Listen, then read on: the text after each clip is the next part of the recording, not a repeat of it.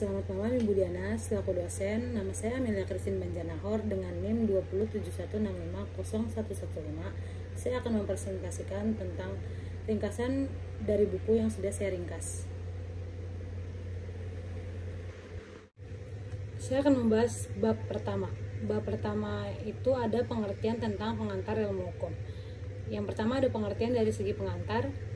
Pengantar ilmu hukum terdiri dari kata pengantar dan ilmu hukum. Pengantar yang berarti membawa ke tempat yang dituju atau dalam bahasa asing dapat diartikan sebagai memperkenalkan. Dalam hal ini yang diperkenalkan ialah ilmu hukum.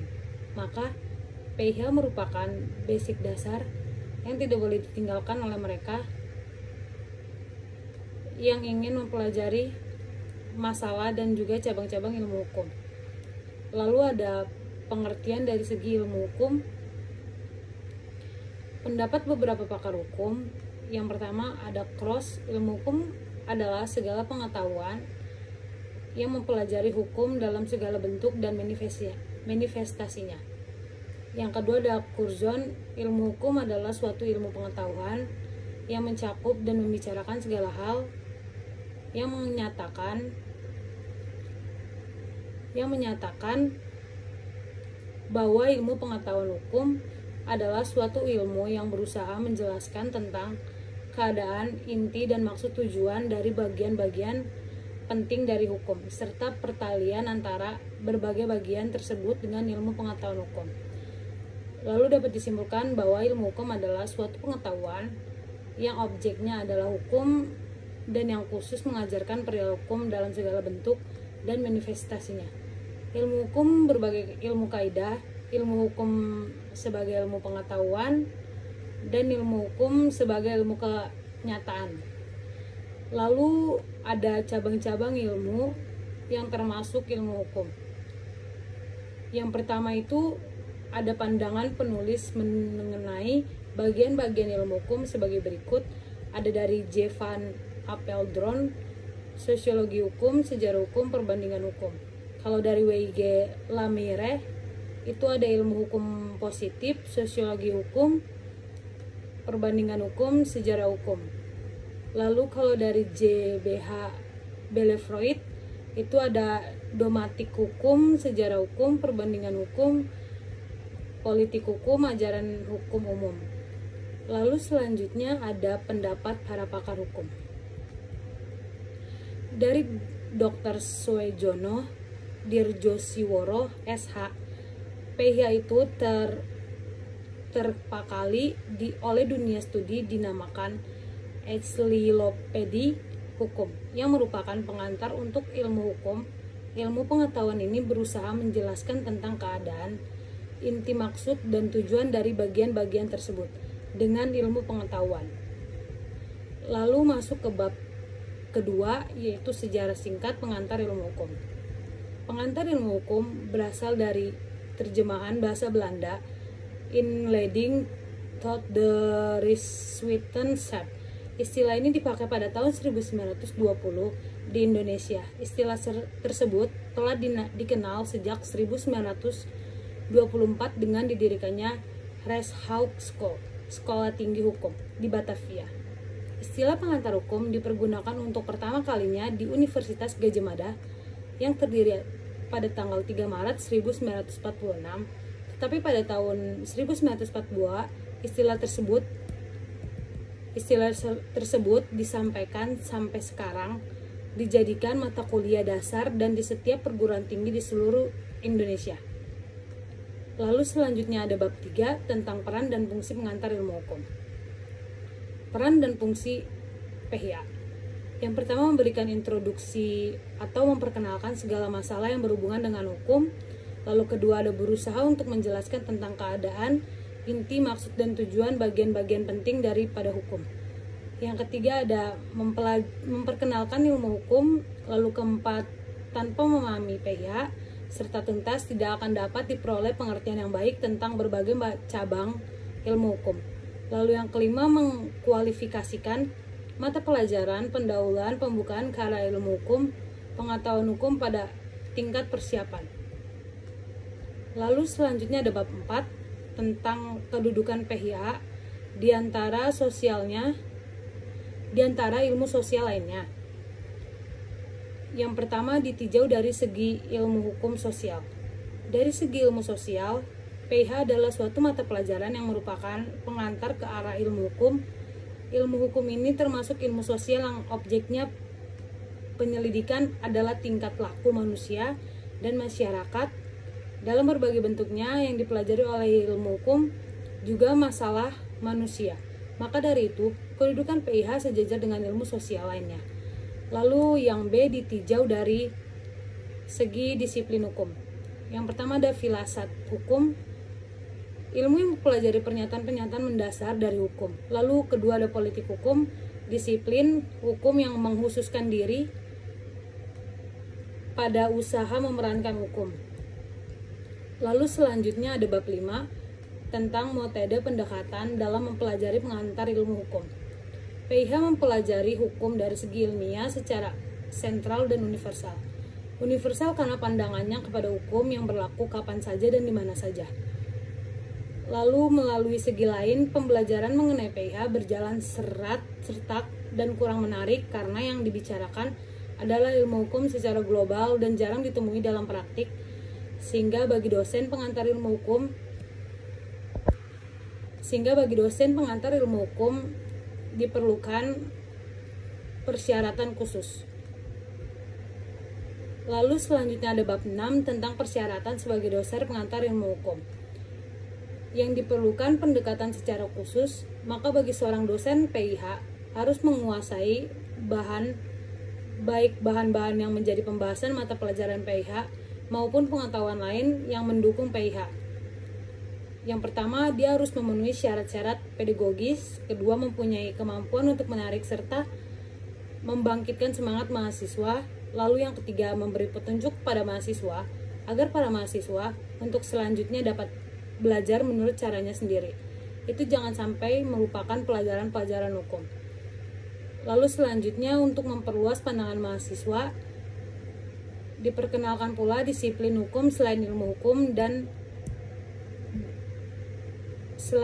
hukum seperti politik hukum dan filsafat hukum. Lalu selanjutnya ada bab 7, yaitu tentang hakikat daripada pengantar ilmu hukum.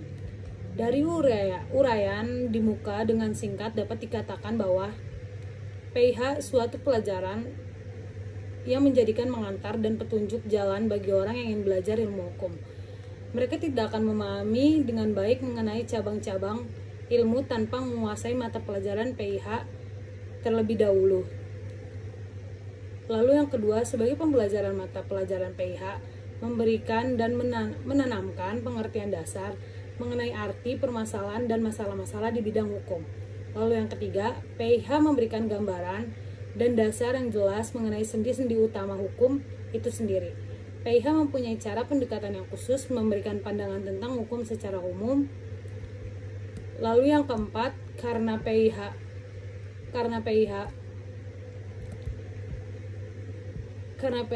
mata pelajaran dasar bagi mereka yang ingin belajar ilmu hukum harus menguasai mata pelajaran PIH terlebih dahulu. Karena penguasa PIH, mereka akan mengalami kesulitan atau kegagalan dalam mempelajari pelajaran PIH.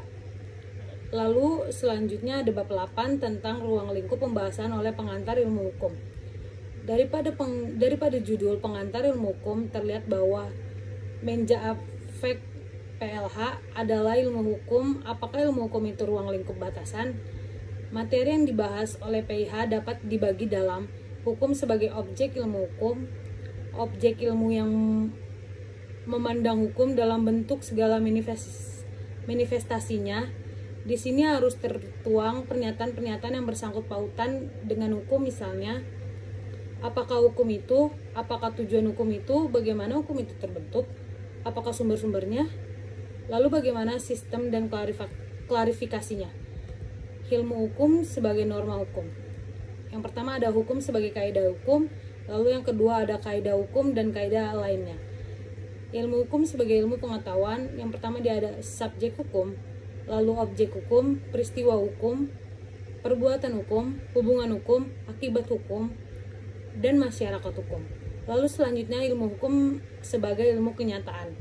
Yang pertama dia ada antropologi hukum, sosiologi hukum, sejarah hukum, psikologi hukum, lalu perbandingan hukum. Selanjutnya ada bab 9 tentang pengertian tentang hukum pendahuluan. Sebenarnya prasarjana telah lama mencari batasan tentang hukum, tetapi belum ada yang dapat memberikan suatu batasan atau definisi yang tepat. Batasan-batasan yang memberikan adalah bermacam-macam, berbeda satu sama lain, dan tidak lengkap. Maka masih tepatlah ucapan sarjana hukum Belanda Immanuel Kant yang pernah mengatakan Nausen die Juristen en Definition zuiren Begriff von Recht, yang artinya kurang lebih para yuris masih mencari suatu definisi mengenai pengertian tentang hukum. Apabila ucapan tersebut dikaji memang benar, karena sampai sekarang para sarjana belum dapat memberikan definisi yang sama. Apakah mereka itu sarjana hukum dari luar maupun dalam negeri?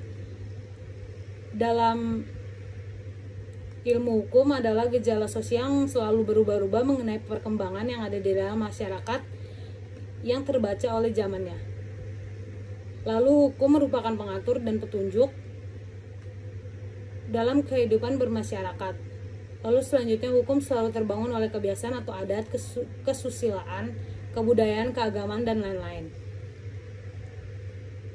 Lalu selanjutnya ada arti hukum dari etimologi segi. Hukum, kata hukum berasal dari bahasa Arab yang merupakan bahasa tunggal. Kata jamaknya adalah al-qas, yang selanjutnya diambil alih dalam bahasa Indonesia menjadi hukum.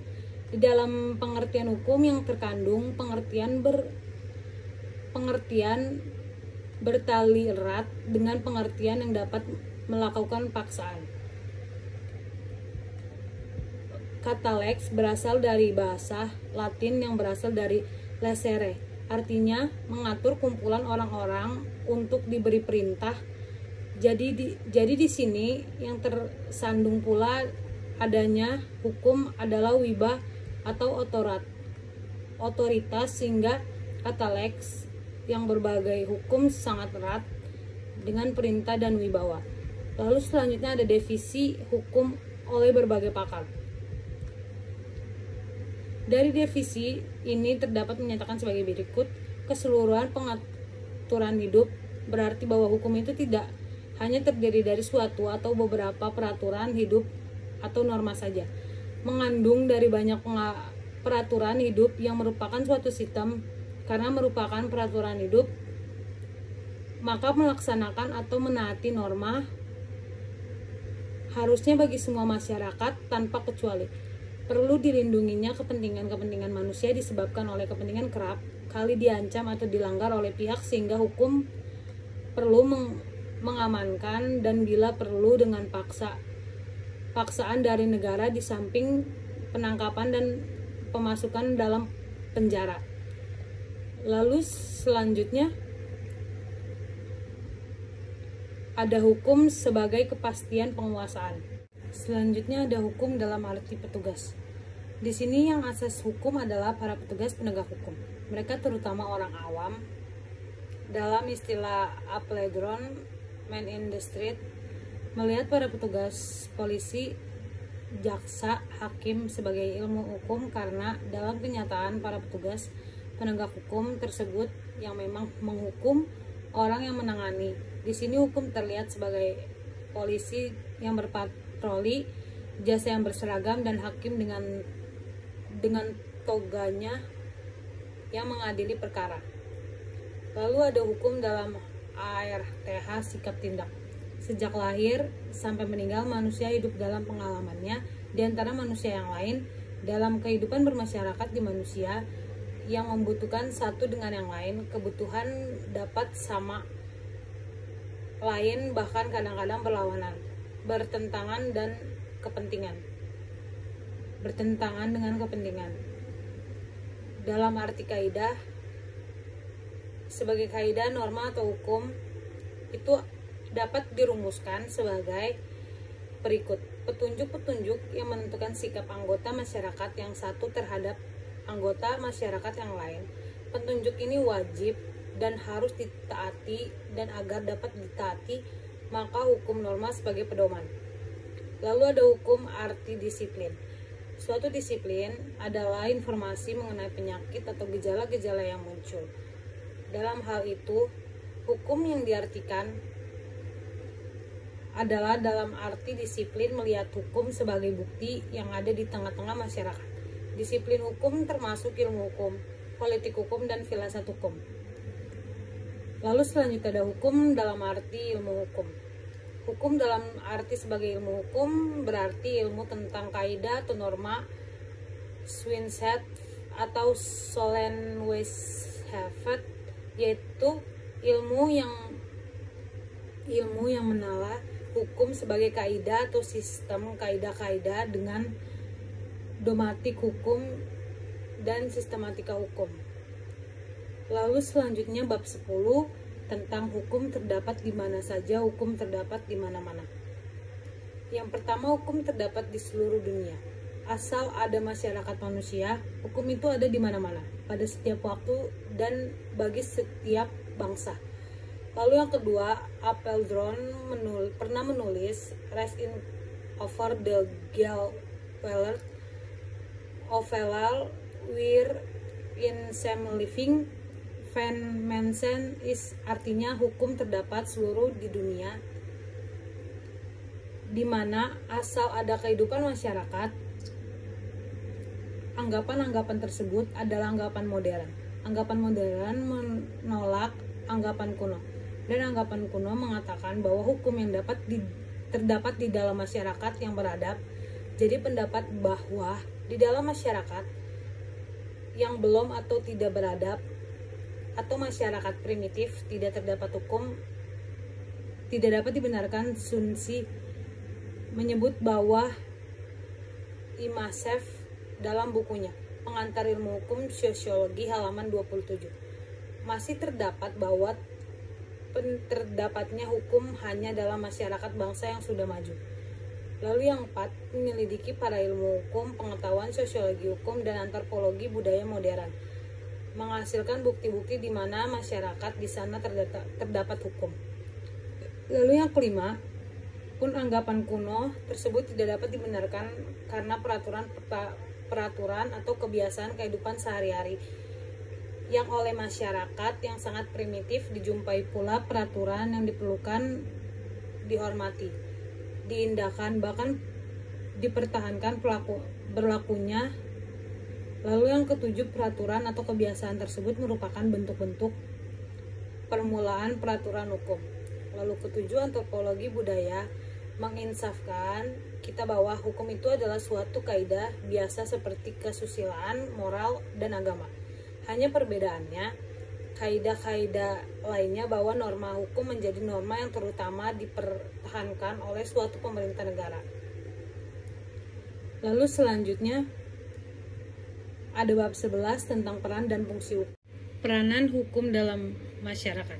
Seperti kita ketahui, selama ada masyarakat, baik itu masyarakat kecil maupun masyarakat besar, selalu diikuti oleh hukum. Hukum terdapat di mana saja di seluruh dunia selama ada manusia bermasyarakat. Hanya bentuk hukum itu yang berbeda-beda tergantung pada tingkat peradabannya. Setiap anggota masyarakat tentu mempunyai hubungan kepentingan. Setiap kepentingan berbeda-beda yang membuat kericuhan dan saling berlawanan. Disinilah hukum mempunyai peranan yang penting agar masyarakat hidup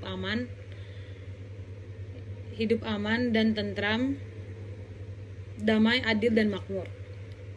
Lalu keadaan kehidupan masyarakat masa kini, sadar atau tidak, manusia sebagai anggota masyarakat selalu melakukan perbuatan hukum dan hubungan hukum.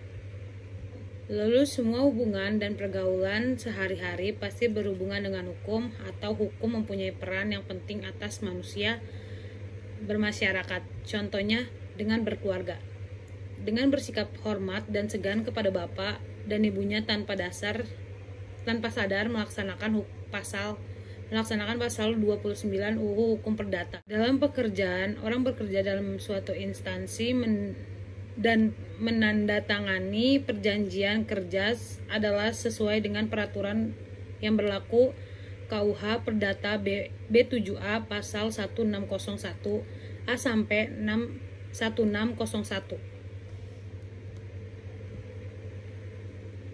Hubungan dengan hak, seseorang pemilik tanah akan menuntut ganti rugi kepada pihak yang menggusur atau menguasai tanahnya. Dalam perkembangan masyarakat, di dalam hubungan suatu dengan orang lain yang harus mengetahui kedudukan, hak, dan kewajiban sebagai masyarakat. Lalu ada dalam hubungan ilmu lainnya, seorang dokter harus melakukan sumpah jabatan setelah selesai melaksanakan studinya. Lalu selanjutnya ada fungsi hukum. Yang pertama, sebagai alat pengatur tata tertib hubungan masyarakat. Hukum sebagai norma yang merupakan petunjuk untuk kehidupan. Hukum mempunyai sifat dan watak mengatur tingkah laku manusia serta mempunyai ciri memerintah dan melarang. Lalu yang B, mempunyai saran untuk mewujudkan keadilan sosial lahir batin. Hukum mempunyai ciri memerintah dan melarang. Hukum mempunyai sifat memaksa. Lalu yang ketiga, hukum mempunyai daya mengikat fisik dan psikologis. Lalu yang C, sebagai penggerak pembangunan. Daya meningkat dan memaksa dari hukum dapat digunakan atau didaya gunakan untuk pembangunan. Lalu yang D, fungsi kritis hukum. Lalu selanjutnya ada bab 12 tentang tujuan hukum. Tujuan hukum itu kedamaian, keadilan, kepastian hukum, dan sebagainya. Semuanya ini menunjukkan bahwa hukum itu merupakan gejala masyarakat. Lalu ada pendapat berbagai ahli. Yang pertama dari Dr. Wirjono Projodikoro SH. Dalam bukunya Pembuatan Melanggar Hukum, tujuan hukum adalah mengadakan keselamatan, kebahagiaan, dan tata tertib masyarakat. Dalam setiap anggota masyarakat mempunyai kepentingan yang beraneka ragam untuk memenuhi keinginan-keinginan tersebut. Hal ini yang mengakibatkan timbulnya bentrok antar bermacam-macam kepentingan masyarakat dan harus dihindari. Inilah yang dimaksud tujuan hukum. Lalu ada dari Prof. Sobekti SH.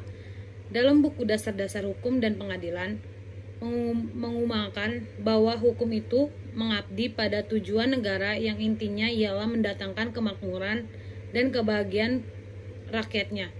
Hukum tidak hanya mencari kesinambungan antara berbagai kepentingan dan yang bertentangan satu sama lain, tetapi untuk mendapatkan keseimbangan antara tuntunan keadilan tersebut dengan ketertiban atau kepentingan hukum. Selanjutnya dari Aristoteles dalam buku Retorika bahwa tujuan hukum ialah menghendaki keadilan semata-mata dan isi daripada hukum ditentukan oleh kesadaran etis mengenai apa yang dikatakan adil dan apa yang tidak adil. Oleh karenanya, hukum harus membuat apa yang dinamakan allgemeine regles. Lalu selanjutnya ada dari Jeremy Bentham dalam buku Introduction to the Moral and Religion bahwa hukum bertujuan semata-mata apa yang berfaedah bagi orang banyak dan bersifat umum tanpa memperhatikan keadilan sosial.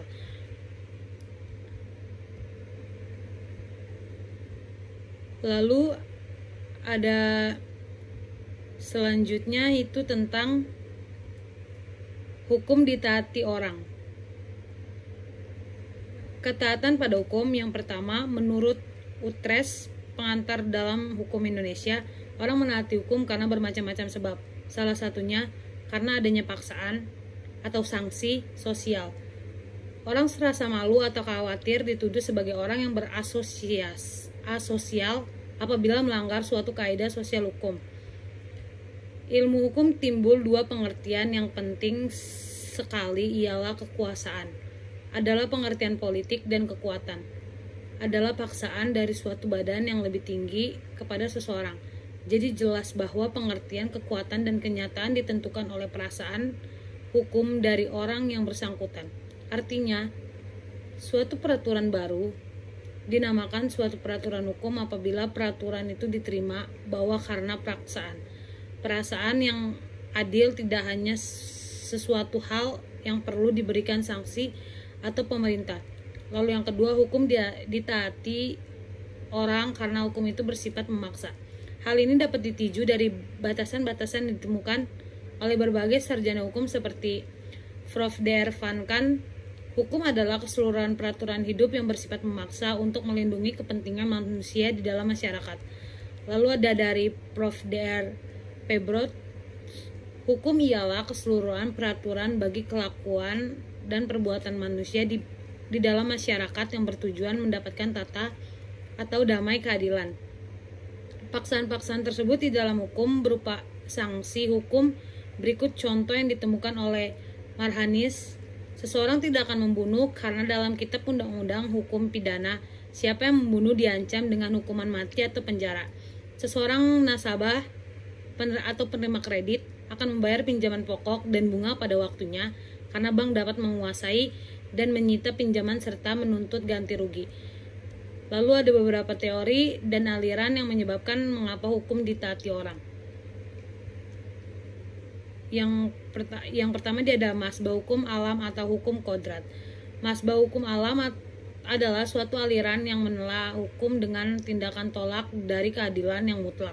Artinya bahwa keadilan tidak boleh diragukan. Hukum alam juga mempunyai sifat-sifat yang artinya hukum tidak bergantung pandangan manusia, berlaku kapan aja, di mana saja, bagi siapa saja, jelas bagi semua manusia tanpa ada yang menjelaskannya. Lalu ada ajaran mengenai hukum kodrat yang dikemukakan oleh ajaran hukum alam Aristoteles. Aristoteles berpendapat bahwa ada dua macam hukum, yaitu yang pertama, hukum yang berlaku karena penetapan penguasa negara. Lalu yang kedua, hukum itu tidak tergantung dari pandangan hukum. Lalu ada ajaran hukum alam Thomas Quino.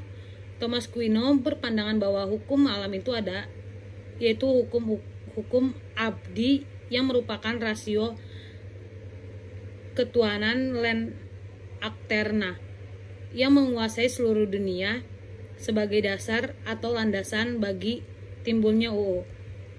Lalu ada ajaran hukum alam Hugo de Groot. Hukum kodrat adalah pembawaan dari setiap manusia merupakan hasil pertimbangan dari akal manusia itu sendiri. Ajaran hukum alam Rudolf Stemler. Pendiri Rudolf Stemler didasari suatu kenyataan bahwa adanya hukum adalah untuk memenuhi kebutuhan manusia dalam masyarakat lainnya, bahwa tidak mungkin hukum itu isinya dapat memenuhi kebutuhan masyarakat yang berbeda-beda. Namun Rudolf berpendapat bahwa mungkin juga ditemukan suatu hukum yang benar, yaitu suatu hukum yang baik dan adil untuk suatu bangsa tertentu dan untuk waktu tertentu, asal saja dipahami benar-benar mengenai kebutuhan masyarakat tertentu. Lalu selanjutnya, dalam kepentingan kepustakaan ilmu politik dikenalkan dua macam perjanjian masyarakat. Yang pertama itu ada perjanjian masyarakat yang sebenarnya. Perjanjian antara manusia dengan penguasa yang diangkat dalam Factum Unions, yang isinya bahwa manusia itu berjanji untuk menyerahkan hak-hak yang diberikan hukum alam kepada penguasa serta berjanji akan taat. Lalu yang kedua, perjanjian pemerintah. Menurut John Locke, dalam Factum Subjection tidak seluruh hak manusia yang diserahkan kepada penguasa, tetapi hak-hak yang diberikan oleh hukum alam yang tetap melekat padanya. Hak itu adalah HAM yang terdiri dari hak hidup, hak kemerdekaan, dan hak milik yang harus dilindungi. Lalu selanjutnya ada teori kedaulatan negara. Teori ini menentang teori perjanjian masyarakat hukum ditaati oleh negara. Menghendakinya, Hans Kellens, pengajur teori kedaulatan negara, menyebutkan bahwa hukum adalah will this status. Hukum adalah kemauan negara. Ditaatinya hukum oleh masyarakat bukan karena negara yang menghendakinya, tetapi orang merasa wajib menaati sebagai perintah negara. Wajib hukum ialah keharusan untuk menaati hukum. Lalu selanjutnya ada bab tentang kodifikasi dan perkembangan hukum. Apa itu kodifikasi itu? Kodifikasi hukum adalah pembukaan hukum dalam suatu himpunan UU dalam materi yang sama. Tujuan kodifikasi hukum adalah agar didapati suatu kesatuan dan suatu kepastian hukum yang dianggap sebagai suatu kodifikasi nasional. Yang pertama adalah Kode Civil Prancis atau Kode Napoleon. Dinamakan Kode Napoleon karena Napoleonlah yang memerintah dan mengundang UU Prancis sebagai UU nasional permulaan abad 18. Sebelum adanya UU nasional tersebut, Prancis tidak akan kesatuan hukum dan kepastian hukum karena di negara Prancis yang dipergunakan hukum adat Van berlaku untuk daerahnya masing-masing. Mengapa tumbuh kodifikasi hukum? Untuk mengatasi tidak adanya kepastian hukum dan kesatuan hukum di negara Prancis, maka Napoleon memerintah kepada Portalis agar disusun UU nasional yang berlaku untuk seluruh negara Prancis. Lalu selanjutnya ada bab tentang aliran-aliran praktik hukum. Yang pertama ada aliran legisme. Setelah adanya kodifikasi di negara Prancis yang menganggap bahwa Kode Civil Prancis sudah sempurna serta dapat menampung seluruh hukum, maka timbullah aliran. Kekurangan dari aliran legisme setelah berjalan kurang lebih 40-50 tahun ialah permasalahan-permasalahan hukum yang timbul kemudian tidak dapat dipecahkan oleh UU yang telah dibentuk. Lalu selanjutnya ada tujuan dari Frey Risselher ialah memberikan peradilan sebaik-baiknya dengan cara memberikan kebebasan kepada hakim tanpa terikat pada UU, tetapi menghayati taat kehidupan sehari-hari. Lalu membuktikan bahwa dalam UU terdapat kekurangan-kekurangan dan kekurangan itu perlu dilengkapi. Lalu mengharapkan agar hakim dalam memutuskan perkara didasarkan kepada resait citra keadilan. Lalu menurut aliran Resifinding, hukum terbentuk dengan beberapa cara, ialah karena wetgeving, pembentukan UU, karena administrasi atau tata usaha negara, lalu karena kebiasaan tradisi yang sudah mengikat masyarakat, dan karena ilmu. Bila ditinjau dari segi ilmu, aliran antara legisme dengan Frey Risselher, lalu ada tugas hakim dalam Resifinding adalah menjelaskan UU dengan keadaan masyarakat dan bila perlu menambah UU disesuaikan dengan asas keadilan masyarakat. Ada berbagai pembatasan mengenai kebebasan hakim seperti yang dinyatakan oleh beberapa ahli seperti Logeman berpendapat bahwa hakim harus tunduk kepada kehendak membuat UU dalam arti kehendak seperti yang diketahui dan tercantum dalam peraturan perundang-undangan yang bersangkutan. Lalu yang kedua ada Polak berpendapat bahwa penafsiran UU harus didasarkan pada materi peraturan perundang-undangan yang bersangkutan, tempat di mana UU dilahirkan, lalu zamannya waktu UU dibentuk. Lalu yang ketiga ada Terhar mengutamakan bahwa sewaktu hakim memutuskan hukum dan menetapkan mana yang merupakan hukum dan mana yang tidak, harus selalu berhubungan dengan masyarakat. Lalu aliran yang berlaku di Indonesia. Indonesia mempergunakan aliran Resifinding. Ini berarti bahwa hakim memutuskan perkara berpegang kepada UU hukum lainnya yang berlaku di masyarakat secara gobeden. Tindakan hakim tersebut dilindungi hukum dan didasarkan pada Pasal 20 AB, yaitu yang mengatakan bahwa hukum harus mengadili berdasarkan UU. Lalu kalau Pasal 22 AB, hakim tidak boleh menolak mengadili perkara yang diajukan kepadanya dengan alasan tidak lengkap, tidak jelasnya UU. Apabila penolakan terjadi, maka hakim dapat dituntut berdasarkan Resweigering. Apabila ada perkara, hakim melakukan tindakan-tindakan berikut. Yang pertama, ia menetapkan perkara dalam proporsi yang sebenarnya. Lalu kemudian ia melihat pada UU, apabila UU menyebutkannya, maka perkara apabila UU kurang jelas, ia mengadakan penafsiran. Apabila ruangan-ruangan kosong, hakim mengadakan konstruksi hukum. Hakim juga melihat hukum adat dan sebagainya yang berlaku di dalam masyarakat. Lalu selanjutnya bab tentang terbentuknya hukum. Terbentuknya hukum bermulai dari kebiasaan kewajiban bersikap tindak yang demikian bisa mendapatkan sanksi bila melaksanakan dan sudah ditentukan tersebut, maka hukum kebiasaan, dan bila hukum kebiasaan tersebut menjadi tradisi turun-menurun dan akhirnya menjadi adat yang dinamakan hukum adat. A. Pembentukan hukum di Inggris. Hukum di Inggris berasal dari kebiasaan masyarakat yang dikembangkan oleh pengadilan. Hukum ini dinamakan common law dan dibentuk pada tahun 1066 sewaktu Inggris dijajah oleh bangsa Normandy dengan rajanya yaitu William the Augur. Mengatur masalah peradilan penguasa kerajaan yang berperan sebagai hakim. Lalu pembentukan hukum di Indonesia. Hukum di Indonesia bertumbuh dari kebiasaan masyarakat yang dikenal dengan hukum adat. Hukum ini terdapat pada hukum perdata bagi golongan warga negara asli. Lalu selanjutnya ada bab tentang penafsiran hukum. Macam-macam cara penafsiran.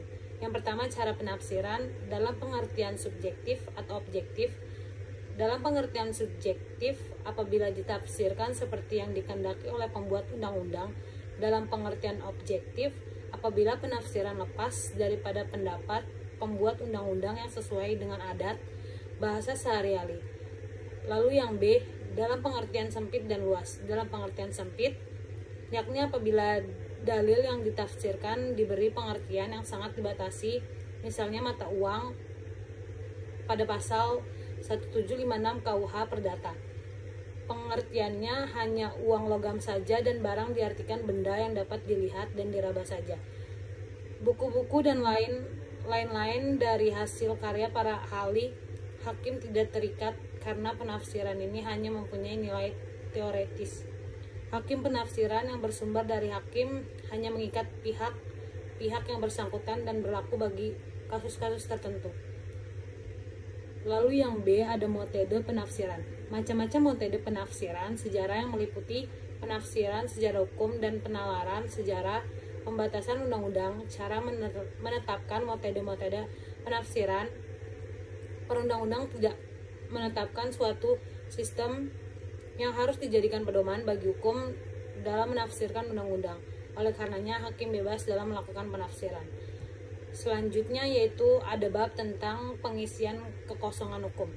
Pembuatan undang-undang selalu ketinggalan dengan kejadian-kejadian sosial yang timbul kemudian di dalamnya masyarakat, maka hakim sering menambah undang-undang itu.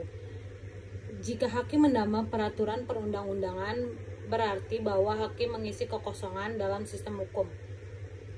Oleh karenanya, dalam hukum yang ketinggalan itu terdapat banyak kekosongan di dalam sistem hukum yang terpaksa harus diisi oleh hakim asalkan pengisian atau penambahan itu tidak membawa perubahan prinsipal dalam sistem hukum yang berlaku.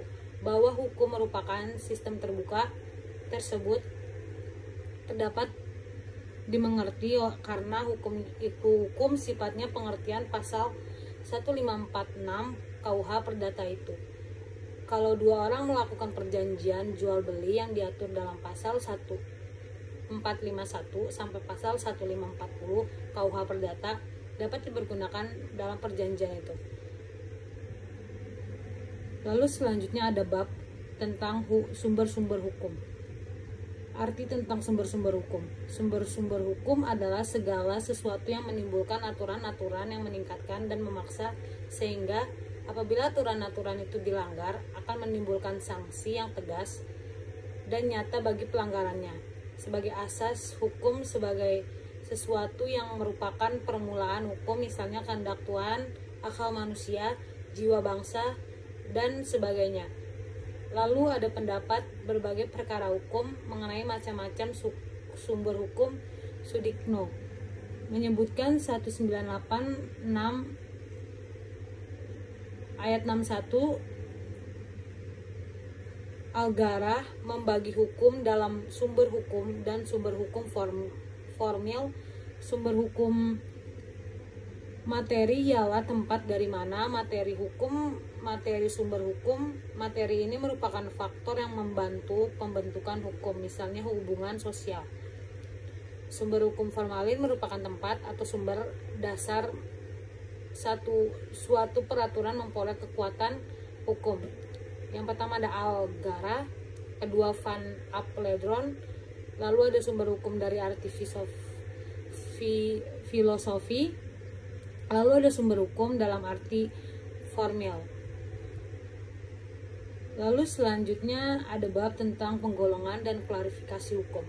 Dari segi praktis, supaya lebih mudah dapat menemukan dan menerapkan hukum yang ada, para anggota badan-badan kenegaraan, demikian juga para fungsi hukum seperti para hakim dan para pejabat administrasi untuk membuat alasan-alasan hukum dalam menerapkan hukum dan mempertahankan orang-orang lain dalam kedudukannya.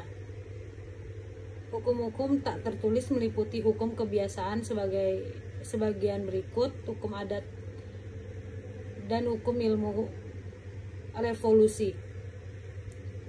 Lalu selanjutnya ada bab tentang kaidah hukum dan kaidah sosial. Manusia adalah makhluk sosial atau zoon politikon. Kata Aristoteles, sebagai makhluk sosial selalu ingin hidup berkelompok, hidup bermasyarakat.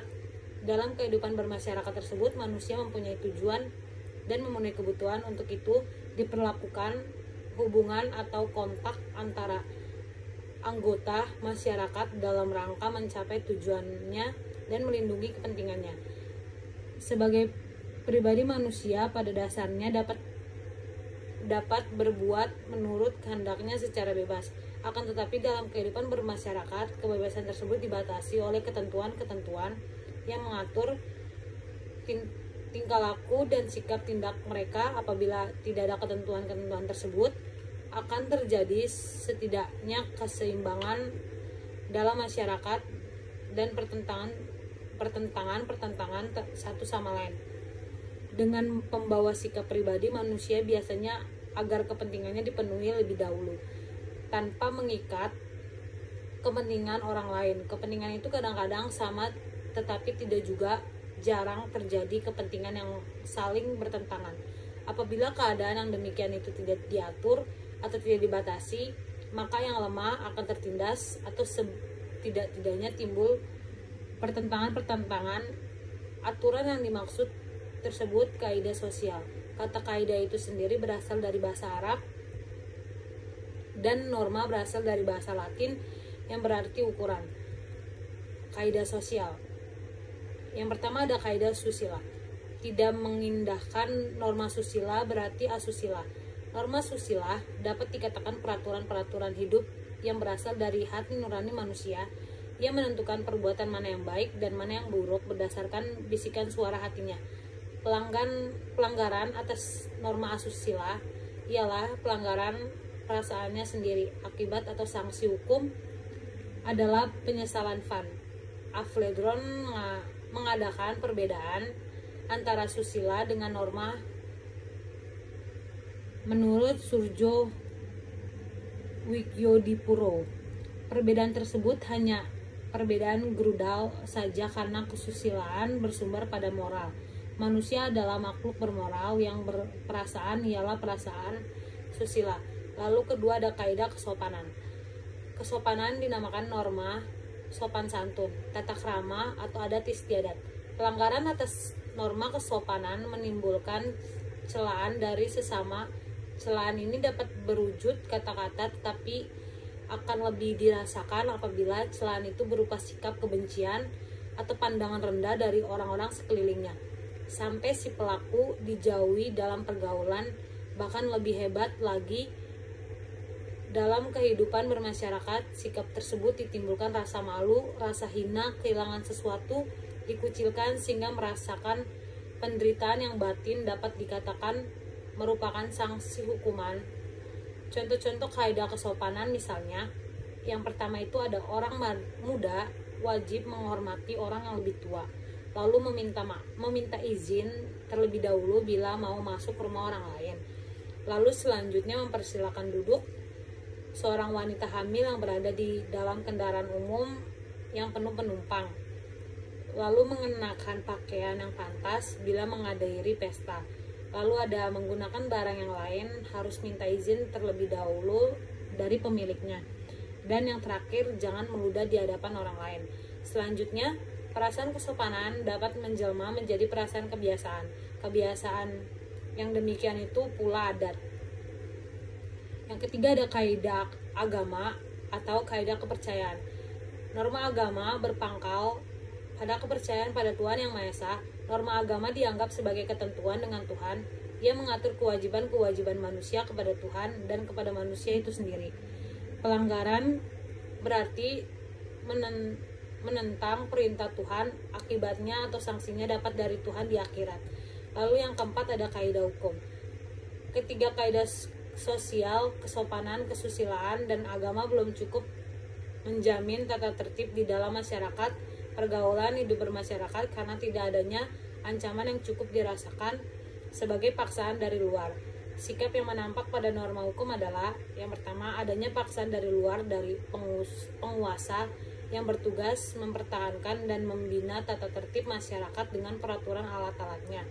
Lalu yang B, sifat undang-undangnya yang berlaku bagi siapa saja. Norma hukum ditujukan kepada sikap lahir manusia. Ia tidak mempersoalkan apakah sikap batin seseorang itu baik atau buruk. Yang diperlihatkan adalah bagaimana perbuatan lahirannya. Contoh-contoh norma hukum. Yang pertama ada perkawinan adalah sah apabila dilakukan secara hukum masing-masing agamanya dan kepercayaannya pada pasal 2 ayat 1 UU nomor 1 1974. Lalu yang kedua ada tiap-tiap perikatan adalah untuk memberikan sesuatu, untuk perbuatan sesuatu, atau untuk tidak berbuat sesuatu pada pasal 1, 2, 3, 4 BW. Lalu selanjutnya, barang siapa sengaja merampas nyawa orang lain tanpa hak diancam karena pembunuhan dengan pidana penjara paling lama 15 tahun terdapat pada pasal 338 KUHP. Lalu yang terakhir, barang siapa mengambil barang sesuatu yang seluruhnya atau sebagian milik orang lain dengan maksud untuk dimiliki secara melawan hukum, diancam karena pencurian dengan pidana penjara paling lama 5 tahun atau denda paling banyak Rp60. Terdapat pada pasal 362 KUHP.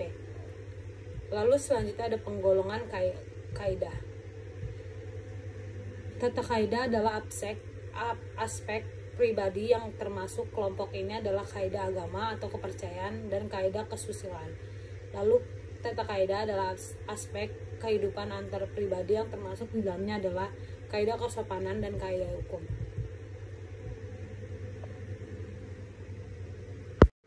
Hanya ini yang dapat saya ringkas dari buku yang sudah saya dapat. Maaf bila ada salah-salah kata. Terima kasih.